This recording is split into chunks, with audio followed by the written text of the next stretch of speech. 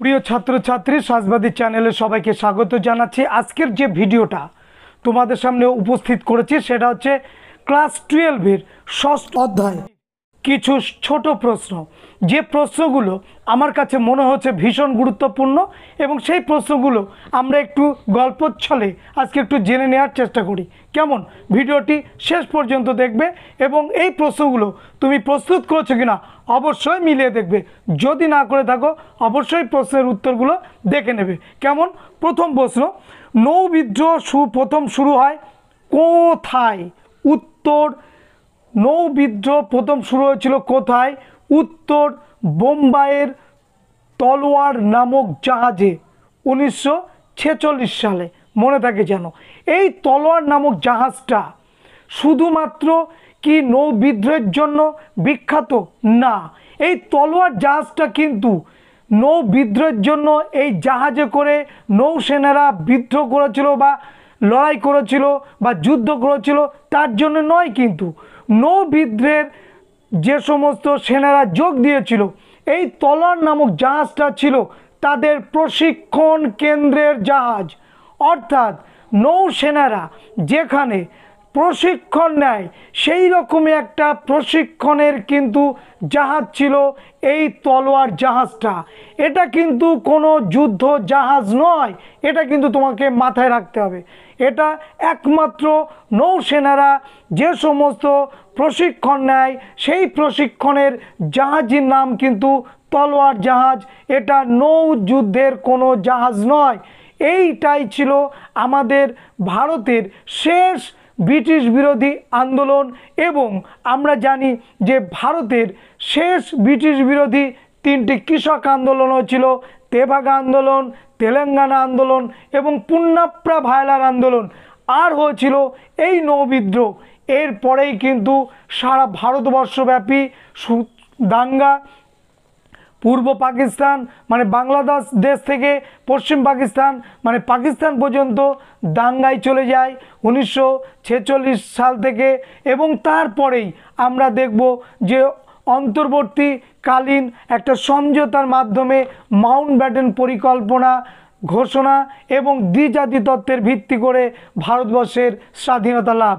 তাহলে ভারতবর্ষের স্বাধীনতা লাভের আগে শেষ যে বিদ্রোহ তার নাম কিন্তু এই নৌ বিদ্রোহ। মনে থাকে যেন, বোম্বাই দরিয়ার তলোয়ার নামক জাহাজে। নেক্সট প্রশ্ন, ত্রিপুরী কংগ্রেসের অধিবেশনে সুভাষচন্দ্র বসুর প্রতিদ্বন্দ্বী কে ছিলেন? দ্বিতীয় প্রশ্নর উত্তর হচ্ছে ত্রিপুরী কংগ্রেসে সুভাষচন্দ্র বসুর প্রতিদ্বন্দ্বী ছিলেন গান্ধীজির মনোনীত ব্যক্তি পট্টভি সীতারামাইয়া। পট্টভি সীতারামাইয়া, যাকে আমরা দেখলাম পরাজিত করে সুভাষচন্দ্র বসু দ্বিতীয়বারের জন্য কংগ্রেসের সভাপতি হয়েছিলেন। এবং সেই সঙ্গে মনে রাখা দরকার যে এই সভাপতি নির্বাচনে কিন্তু গান্ধীজি কখনোই চাননি নেতাজি সুভাষচন্দ্র বসু এই প্রতিদ্বন্দ্বিতায় অবতীর্ণ হন এবং তিনি পট্টভি সীতারামাইয়ার পরাজয়ের পরেই কিন্তু তার খেদুক্তি তিনি কিন্তু চেপে রাখতে পারেননি, বলেই ফেলেছিলেন পট্টভি সীতারামাইয়ার হার মানে আমার হার। সুতরাং এই যে কংগ্রেসের গুরুত্ব কিন্তু অসাধারণ গুরুত্ব ভারতীয় জাতীয়তাবাদী আন্দোলনের ক্ষেত্রে। কেন? এরপরে আমরা দেখব নিয়ম অনুযায়ী কংগ্রেসের 1 বছরের মধ্যে যিনি সভাপতি হন ওয়ার্কিং কমিটি গঠন করতে হয়।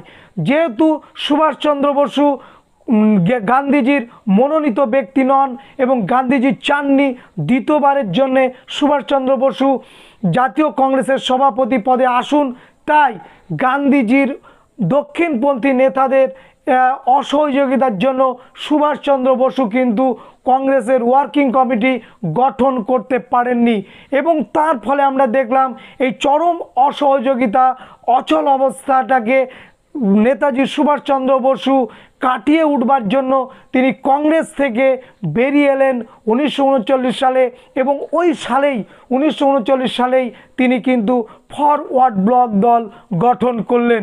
তাহলে ফরওয়ার্ড ব্লক দল গঠন এবং তার এই ত্রিপুরী কংগ্রেসের প্রতিদ্বন্দ্বিতা সভাপতি আর প্রতিদ্বন্দ্বিতার সময়কাল একই বছর 1939 এবং দ্বিতীয় বিশ্বযুদ্ধের সময়কালও কিন্তু এই 1939। নেক্সট প্রশ্ন নাম্বার 3, ব্রিটিশ ভারতের শেষ ভাইসরয় কে ছিলেন? ব্রিটিশ ভারতের শেষ ভাইসরয় কে ছিলেন? Mount Batten. মনে থাকে জানো, অনেকেই কিন্তু এই উত্তরটা নিয়ে কনফিউজড হয় যে চক্রবর্তী রাজগোপালাচারী লিখব না মাউন্ট ব্যাটেন লিখব। প্রশ্নটা কিন্তু বুঝে উত্তরটা লিখবে। ব্রিটিশ ভারতের শেষ ভাইসরয় ছিলেন মাউন্ট ব্যাটেন। এবং প্রশ্ন আসে যে মাউন্ট ব্যাটেনের পূর্বে কোন ভাইসরয় ছিলেন? উত্তর লর্ড ওয়াভেল, 1943 থেকে 45 সাল। এবং আমরা তার হাত ধরেও দেখব যে ভারতবর্ষে মুসলিম লীগ এবং কংগ্রেসের মধ্যে যে অন্তর্বর্তী কলহ চলছিল, ভারতবর্ষের স্বাধীনতার পর কাদের হাতে এই রাশ চলে যাবে সেটা নিয়ে কংগ্রেস এবং মুসলিম লীগের মধ্যে যে দ্বন্দ্ব চলছিল, সেই দ্বন্দ্ব নিরসনের ক্ষেত্রেও কিন্তু আমরা দেখব চক্রবর্তী রাজগোপালাচারী যেমন সিআর ফর্মুলা বের করেছিলেন, ঠিক তেমনি লর্ড ওয়াভেলও কিন্তু ওয়াভেল পরিকল্পনা ঘোষণা করেছিলেন, কিন্তু এই দুটো কিন্তু সাফল্যমণ্ডিত হয়নি। পরের প্রশ্ন, আজাদ হিন্দ সরকার প্রতিষ্ঠিত হয় কোথায়? আজাদ হিন্দ সরকার প্রতিষ্ঠিত হয় কোথায়? প্রথমে সিঙ্গাপুরে। 5 নম্বর প্রশ্ন, ক্রিপস মিশন যখন ভারতে এসেছিলেন তখন ব্রিটিশ প্রধানমন্ত্রী কে ছিলেন? তোমরা জানো সেই সময় ব্রিটিশ প্রধানমন্ত্রী ছিলেন চার্চিল। এবং এই চার্চিলের কথা আমাদের মনে থাকবে যে 1943 সালে বা বাংলায় 50-এ মন্বন্তরের সময় এই চার্চিলের অসহযোগিতার জন্য, এই ব্রিটিশ প্রধানমন্ত্রী চার্চিলের অসহযোগিতার জন্য বাংলার অনেক মানুষ না খেয়ে অনাহারে কিন্তু মৃত্যুবরণ করেছিল। চার্চিলের একটু সদিচ্ছা থাকলে তিনি কিন্তু গ্রিসে তার জাহাজ পাঠাতেন না, ভারতবর্ষেই তিনি খাবারের জাহাজটা কিন্তু পাঠিয়ে দিতে পারতেন। দুর্ভাগ্য কিন্তু তিনি পাঠাননি এবং ভারতবর্ষের অনেক মানুষ বা বাংলার অনেক মানুষ কিন্তু এই সময় অনাহারে মারা যায়। ইন্ডিয়া উইন্স ফ্রিডম লেখককে? ইন্ডিয়া উইন্স ফ্রিডম এর লেখক হচ্ছে মৌলানা আবুল কালাম আজাদ, যিনি স্বাধীন ভারতের প্রথম শিক্ষামন্ত্রী ছিলেন এই মৌলানা আবুল কালাম আজাদ। পরের প্রশ্ন 7 নম্বর, মন্ত্রী মিশনের প্রধান নেতা কে ছিলেন? মন্ত্রী মিশনের প্রধান নেতা ছিলেন প্যাথিক লরেন্স এবং তার সঙ্গে ছিলেন এভি আলেকজান্ডারও তার সঙ্গে ছিলেন, কিন্তু প্রধান ছিলেন প্যাথিক লরেন্স। এবং যে 3 জনের মন্ত্রী এসেছিলেন এই 3 জন মন্ত্রী কিন্তু ইংল্যান্ডের 3টি বিভিন্ন দপ্তরের মন্ত্রী ছিলেন। পরের প্রশ্ন, কংগ্রেসের কোন অধিবেশনে পূর্ণ স্বাধীনতার প্রস্তাব গ্রহণ করা হয়? উত্তর রামগড় অধিবেশনে।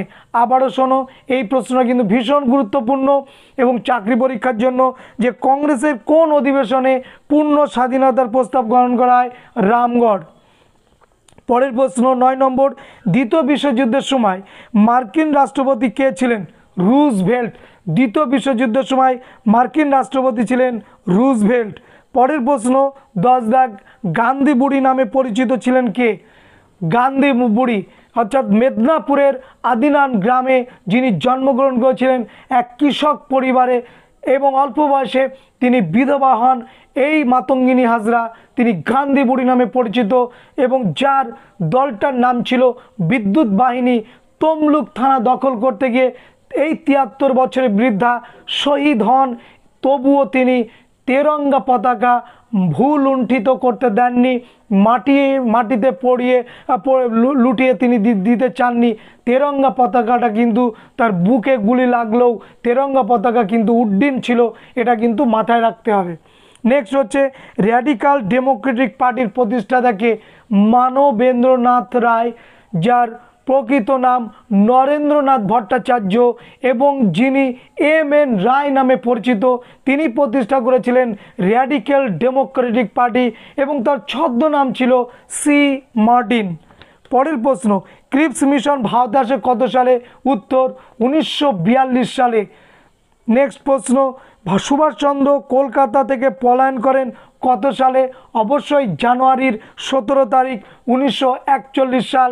এই যে 1941 সালে গৃহবন্দী অবস্থায় কলকাতার এলগিন রোড থেকে তিনি পালিয়ে গেলেন ছদ্মবেশে, ব্রিটিশ সরকার ঘুণাক্ষরেও কিন্তু বুঝতে পারলেন না।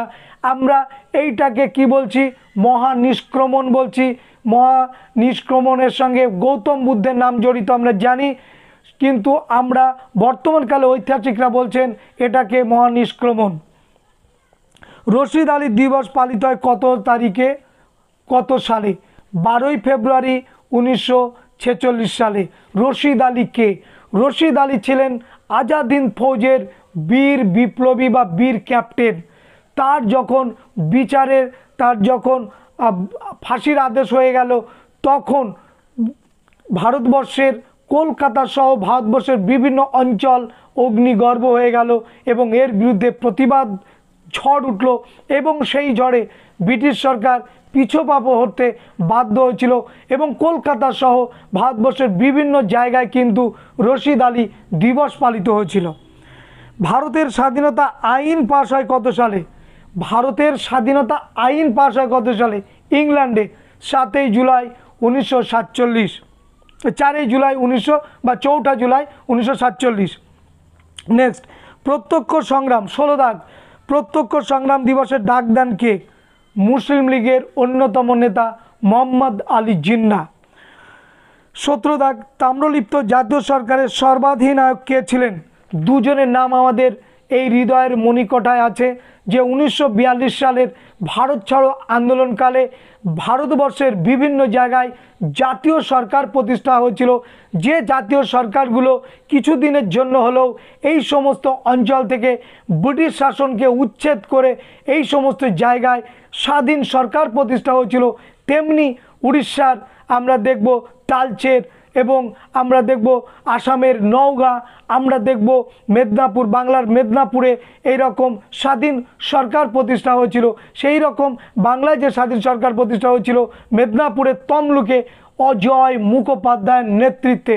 এবং সেই সঙ্গে আরও দুজন ব্যক্তির নাম আমাদের মনে রাখতে হবে, সুশীল কুমার ধারা এবং সতীশচন্দ্র সামন্ত।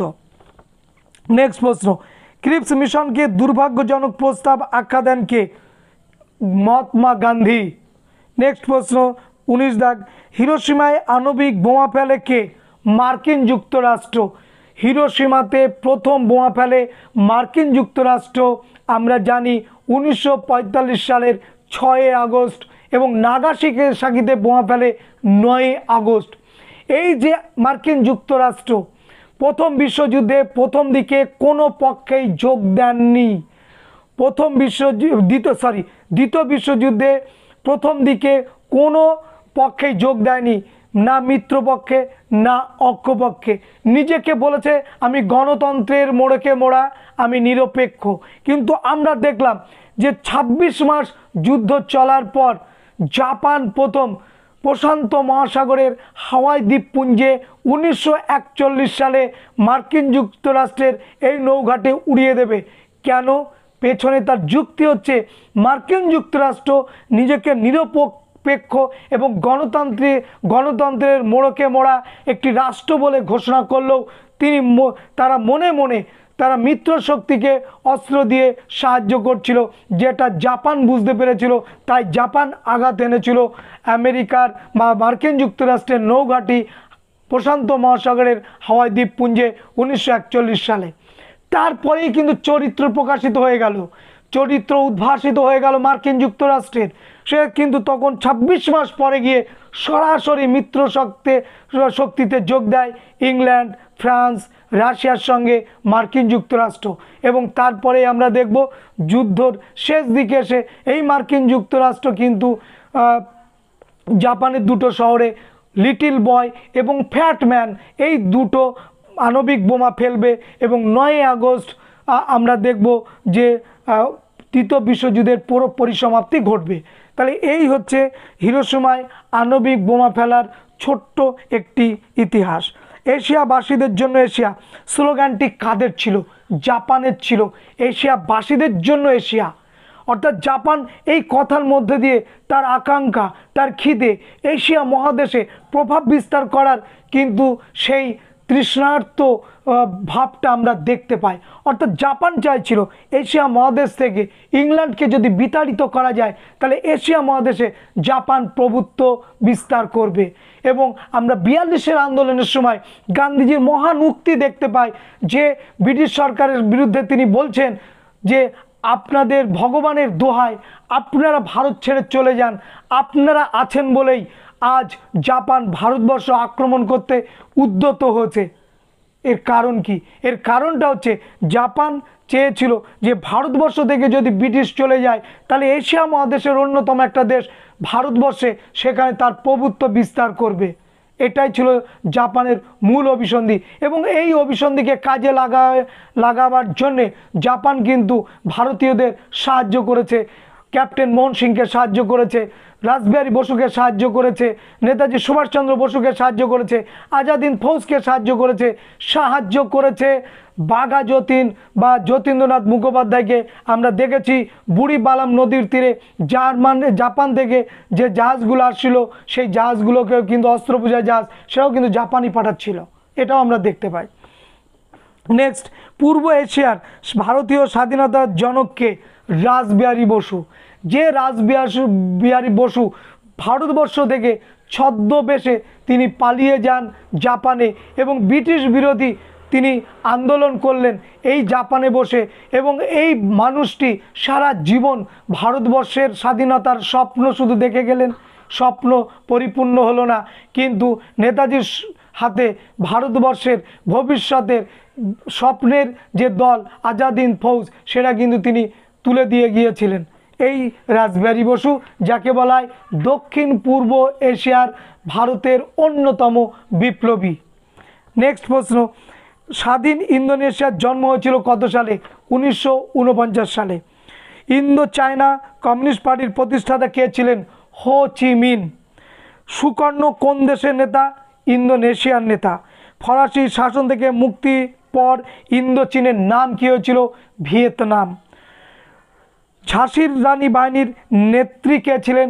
কোনো বইতে আছে লক্ষ্মী সাইগল, কোনো বইতে লেখা আছে আমরা দেখব লক্ষ্মী সাইগল অর্থাৎ লক্ষ্মী স্বামীনাথন।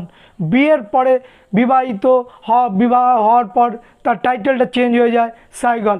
ইনি ছিলেন নামকরা চিকিৎসক, কিন্তু তার জীবনের লক্ষ্য ছিল ভারতের স্বাধীনতা, তাই ব্রিটিশের অধীনে তিনি চিকিৎসা ছেড়ে দিয়ে তিনি আজাদ হিন্দ বাহিনীতে যোগ দেন নেতাজির কথা মতো এবং এখানে এসে তিনি ঝাঁসি ব্রিগেডের প্রধান হয়েছিলেন এবং আজাদ হিন্দ বাহিনীর আহত মানুষজনগুলোকে এই একমাত্র ব্যক্তি যিনি জীবন দিয়ে তাদেরকে রক্ষা করেছেন, সেবা করেছেন চিকিৎসার মাধ্যমে। গণপরিষদের প্রথম সভাপতি হন কে? ডক্টর রাজেন্দ্র প্রসাদ, যাকে বলা হয় রাষ্ট্রগুরু। আন্দামান ও নিকোবর দ্বীপপুঞ্জ নেতাজির হাতে তুলে দেন কে? জাপান সরকার। এই জাপান সরকার নেতাজির হাতে আন্দামান এবং নিকোবর দ্বীপপুঞ্জ তুলে দিয়েছিল, যে আন্দামান এবং নিকোবর দ্বীপপুঞ্জের দুটো নামই চেঞ্জ করে দিলেন নেতাজি সুভাষচন্দ্র বসু হাতে পাওয়ার পর, শহীদ দ্বীপ এবং স্বরাজ দ্বীপ। নেক্সট, দ্বিতীয় বিশ্বযুদ্ধের সূচনাকালে ভারতের বড়লাট কে ছিলেন? দ্বিতীয় বিশ্বযুদ্ধের সূচনাকালে লিন লিথগো। নেক্সট, ভারত ছাড়ো আন্দোলন তার আর কি নামে পরিচিত? 42-এর আন্দোলন বা আগস্ট আন্দোলন, যে আন্দোলনের মূল স্লোগান ছিল ডু অর ডাই, গান্ধীজির হয় মরব নয় জয় করব। নেক্সট, সিআর ফর্মুলা প্রকাশিত হয় কত সালে? 1944 সালে। রোম বার্লিন টোকিও অক্ষর চুক্তি হয়েছিল কত সালে? 1937। Rome, Berlin, Tokyo. দেখো এই তিনটে শব্দের মধ্যে একটা মিস্ট্রি আছে, মিস্ট্রিটা হচ্ছে এই যে তিনটে শব্দ তিনটে দেশের রাজধানী, ইতালির রাজধানী রোম, জার্মানির রাজধানী বার্লিন এবং জাপানের রাজধানী টোকিও। নেক্সট প্রশ্ন আমরা দেখব সেটা হচ্ছে অন্তর্বর্তী সরকার কবে কার নেতৃত্বে গড়ে উঠেছিল? এটা গড়ে উঠেছিল 2রা সেপ্টেম্বর 1946 সালে জওহরলাল নেহরুর নেতৃত্বে। কে কবে আজাদ হিন্দ ফৌজ গঠন করেছিল? আজাদ হিন্দ ফৌজ গঠন করেছিলেন রাসবিহারী বসু ক্যাপ্টেন মোহন সিংয়ের সহযোগিতা নিয়ে 1942 সালে জাপানের কাছে যুদ্ধবন্দী দ্বিতীয় বিশ্বযুদ্ধকালে জাপানের হাতে যুদ্ধবন্দী সেনাদের নিয়ে এই দল গঠন করেছিলেন আমাদের রাসবিহারী বসু এবং তাকে উপযুক্ত সাহায্য করেছিলেন ক্যাপ্টেন মোহন সিং। তাহলে আজকে আমরা এই প্রশ্নগুলো জানলাম।